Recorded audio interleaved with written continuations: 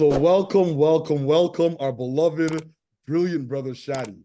We so appreciate your consistent leadership, visionary leadership, your consistent solidarity, and your steady commitment to community economic development, my brother. Since the day we met, we've been brothers, and I'm just honored to call you my beloved brother and to do this work and walk alongside you. And as always at SETC, we begin all things by giving thanks to our creator, by acknowledging the original stewards of the various lands that we're on, by acknowledging all our ancestors, all those who toiled without compassion or compensation. We acknowledge all our elders and community stalwarts whose shoulders we stand on as we build, share, and learn together for our collective liberation and sovereignty.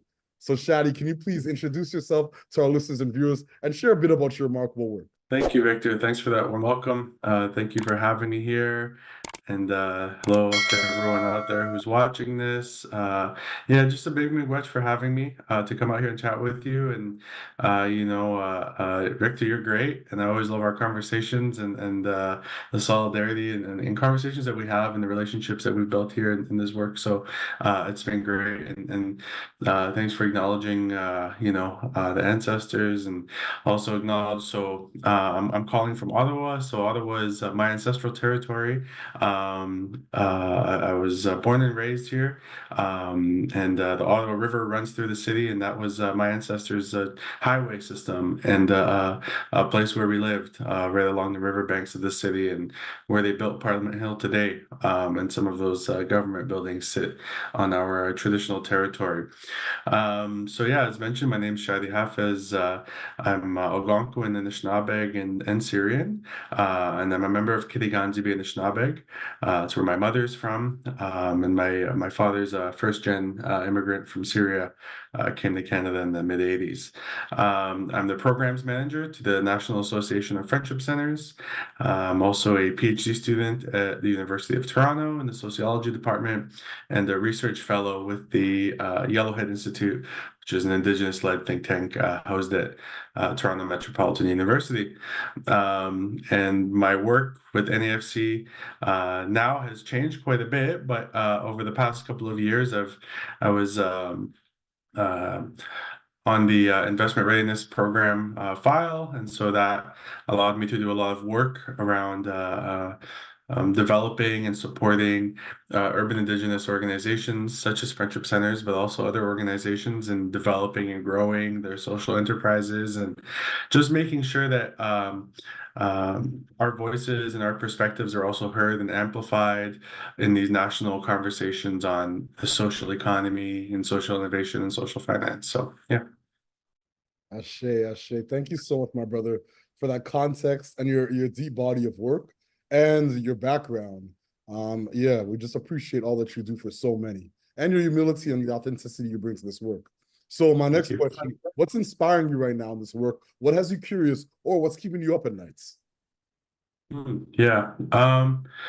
So we just actually finished our Urban Indigenous Social Economy Forum last week, and I feel inspired after that, if I'm being honest, of most recent inspirations, because it was it came together in a really great way. At first we just wanted to highlight and showcase all the different programs that the projects that we've funded over the last 4 years, because for those who work in the IRP know that it's been somewhat of a rushed program, and so we've always been doing the work and getting the money out there and trying to support those organizations on the ground, but we haven't actually had a moment to sit back and really reflect on the work that's been done, but also celebrate it and showcase it. Especially for us, we haven't had that opportunity really. So this was a great opportunity for us to bring together all these different organizations that came to town and just showcase, like almost in a one-by-one type way, all the different projects that they've been working on. And it was really refreshing. And I mentioned this at the conference itself, because a lot of the conferences that I attend in this ecosystem are very sometimes high level and rhetoric based, and so you hear a lot of conversations from people managing money and dealing with money, and it's a lot of the same power brokers, and there's a lot of Indigenous rhetoric, but you don't actually often hear and see what's happening on the ground.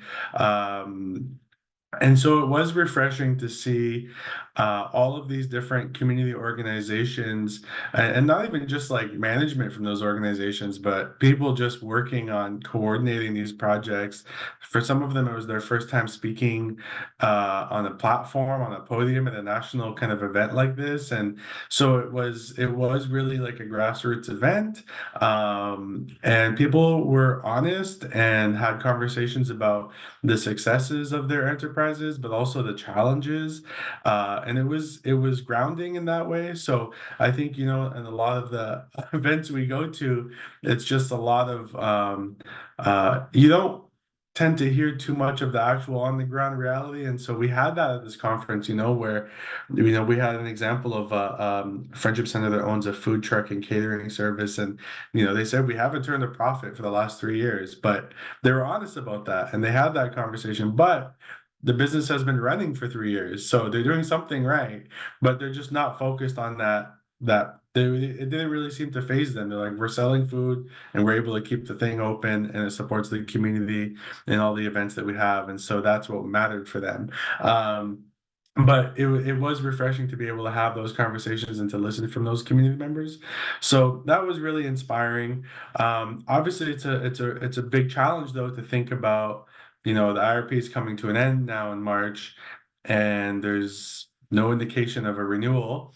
And I think there's the social finance fund, but after listening to everything that we listened to at the conference this week, it just further reinforces to me that a lot of our community organizations still are not at that point where they can start engaging with investment at that level, or may not even want to engage with investment at that level. And that we really have to look at what do communities need, what do communities want, and listen to communities. And I'm not sure that the whole ecosystem is doing that. I know there's bits and pieces of it that are, but I do think that there's and I think I've mentioned this before in other conversations, but this social economy ecosystem still doesn't seem to know what it wants to be.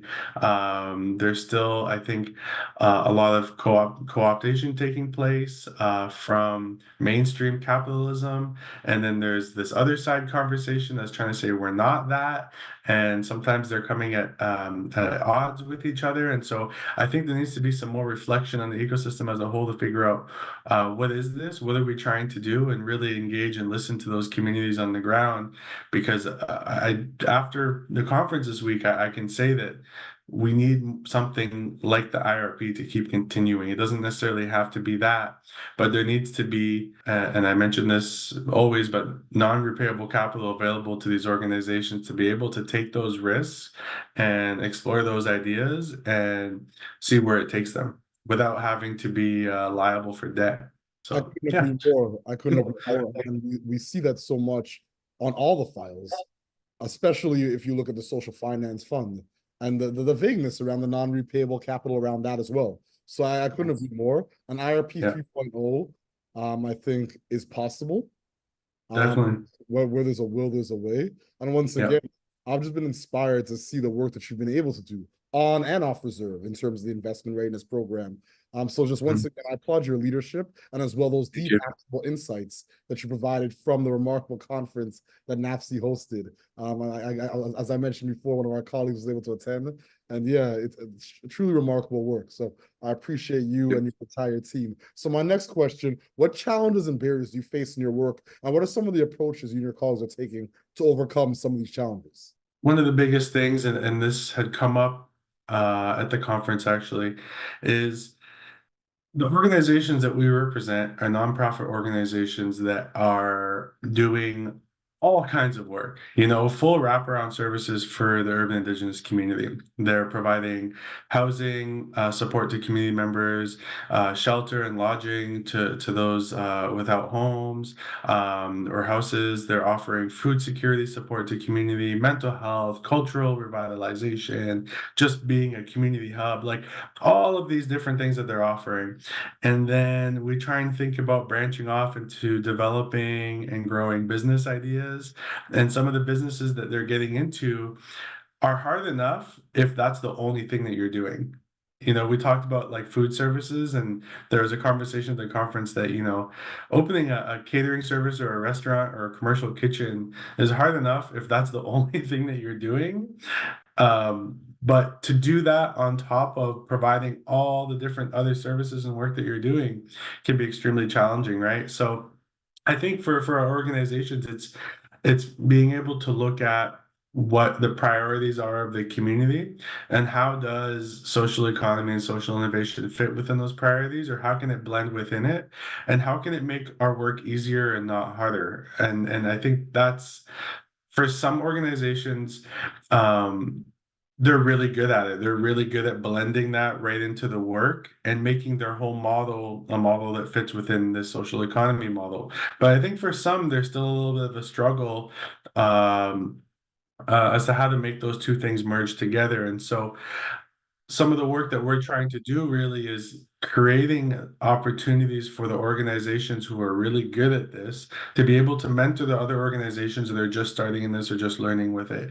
And so we do have a couple, shining stars, if you will, within our movement that we use as examples to try and show and teach all the other organizations that are trying to figure out how to do this. And we recently found out, actually, through this event that we had, that without us even having to coordinate this, that the friendship centers are actually already doing this work on their own, that they're identifying organizations that have strengths, and they're calling them up, and those organizations are traveling to them and teaching them how to build capacities to do this different work that we're talking about. So it is really interesting to see that happen organically without us even having to convene these organizations together, that they're doing that work as it is. But I really think it's just being able to balance what it means to be, for us, a friendship center, what it means to be a nonprofit organization that works for a community that is dealing with a lot of issues, while also trying to innovate and come up with new ideas and new solutions, but also not take on, debt or liabilities, or put our organizations in a situation where they might be harmed. And so all of that is a challenge, I think, for our community organizations. There's hesitancy sometimes even to want to try new things because of the precariousness of a lot of our communities, right? You don't want to get into too much experimentation at the risk of harming a community or harming our institutions and organizations that have been around, since the 1950s. And so sometimes to be stable for some can mean not to pursue too many risky or innovative ideas, right? So, but it's just being able to have that conversation and guide these organizations through that piece by piece. And for those who are ready, to connect them with organizations that are excelling in that and help them in that way. So, there's that is one component, and then the other is just that our organizations outside of this social economy work, our organizations, actually all urban indigenous organizations, are chronically underfunded across this country.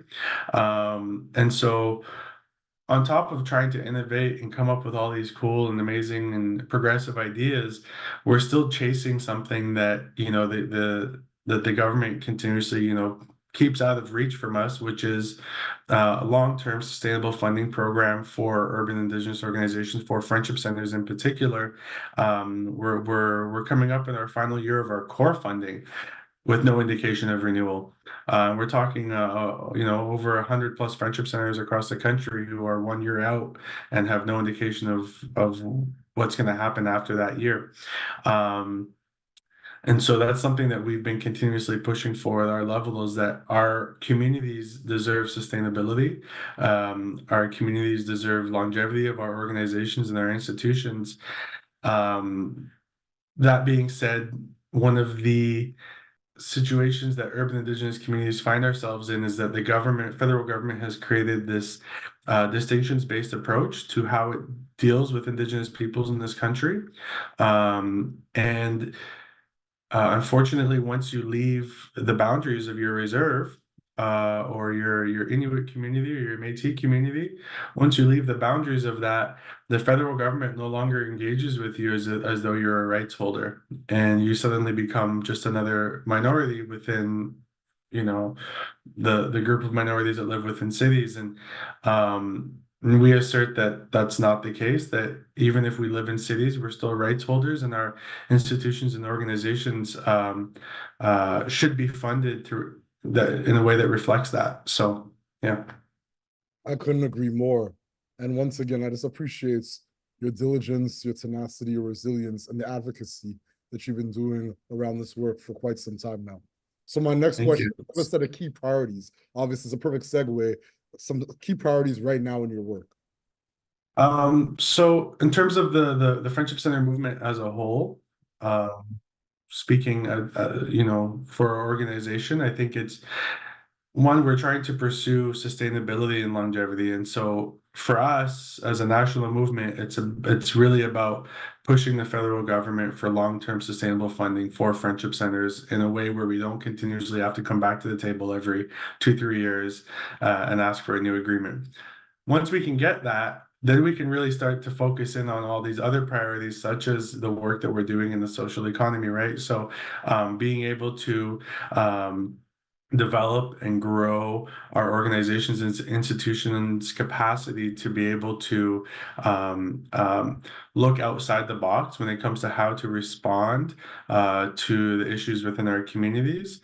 And one of those, I think, one interesting thing that's coming up is the development of these internal economies within urban Indigenous communities, but also with First Nations. And so we are seeing that some of our friendship centers are developing enterprises that build partnerships with First Nation communities or treaty councils, where we're facilitating access to services and support services for those nations members. And instead of those nations spending money outside of our community, that money stays within our community, and it actually helps support the growth of our organizations, while also making sure that those community members from those nations receive appropriate services and are being cared for in a way that reflects their actual needs. And so that's something that I think for me, working in this field with NAFC and then social economy is something that I'm particularly interested in looking at and exploring the growth, but also being able to tell the story.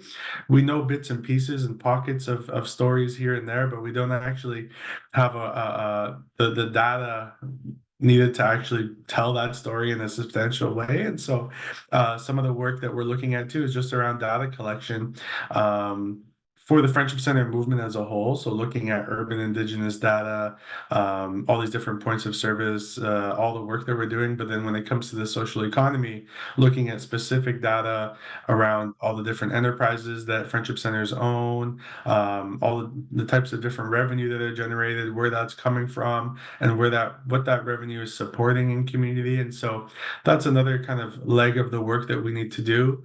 And then, of course, I think lastly, it's pushing the federal government to ensure that programs like the IRP continue. You mentioned IRP 3.0. That's something that we want to see. We want to see continued investment in our communities. We believe that investment still has to be on some level. There has to be that non-repayable capital flowing into community to support that development. And then for the repayable capital that's coming out, we think there needs to be far more engagement with those communities on the ground, to really look at, well, what's a structure that's going to work for community, and what's a structure that's actually going to get money back into the government if that's what they're seeking to do. But there has to be more engagement with organizations like the NAFC, to see how that capital can actually flow down to those communities in the right way. Thank you so much for your leadership Yeah. in the context. Do you have any closing thoughts or calls to action for our listeners and our viewers? So in terms of closing thoughts, I think there just needs to be more engagement with our communities, in particular, when we're looking at this idea of repayable investment in Indigenous communities and urban Indigenous communities in particular. I think our social purpose organizations and our nonprofit organizations that support communities have a lot on the go. And our organizations nationally are in a precarious position in terms of our national funding program, in that we, continuously have to go back every couple of years and seek some kind of renewal. And so, for organizations that don't have that long-term sustainability and longevity embedded within it, not saying we've been around for forever, but um that's not a guaranteed thing. And so, for us to be able to do the work that we're doing while also, not knowing if the lights will be on next year and the doors will be open, and also try and work in this world of social innovation and social economy is very challenging. And so I think, for us, one of the most important things right now is that we need support in achieving our goals around sustainability and long-term sustainability. And so, if you know friendship centers and you know the work that we do, continue to help us, and be an advocate and an ally for us in the different spaces that you're in, and have our backs within those spaces. And so I think that's in terms of a closing thought, it's that we need that continued support and allyship from, all the different organizations that we work with and that we have relationships with, to be advocates for us as well. And so, yeah, I think that's kind of what I'm thinking. And I just know that there needs to be further engagement, not just with us, as the national voice, but with those communities on the ground. And I think people need to, go visit communities and engage with communities and work with communities and community organizations to really get a sense of what's needed, because we do our best to articulate that at the national level, but when we create these opportunities like we had last week, I want to see everybody there, and I want to see everybody engaging, because we're trying to bring these communities, to all the different power brokers out there that exist, so you can listen and learn from them. So I encourage people to stay tuned for any other events that the NAFC is hosting, and if you'd like to participate, just let us know, and I'm sure we can facilitate that. Ashe, ashe, ashe. My brother, I so appreciate your consistent leadership, your solidarity, and yeah, the sheer commitments that you bring to this work. Is clearly your vocation, and you represent so many so well. Not only that, you support so many. So once again, I just give thanks for all that you do. And yeah, I'm just honored to call you my brother, and I'm walking alongside you on this journey. And as always at Thank you. Sexy, we close the way we began by giving thanks to our creator, by acknowledging and giving thanks to the original stewards of the various lands we're on. We acknowledge all our ancestors, all those who toiled without compassion or compensation. We acknowledge all our elders and community stalwarts whose shoulders we stand on as we build, share, and learn together for our collective liberation and sovereignty. Shadi, thank you so much, fam. I appreciate it. Coach Richter, thank you.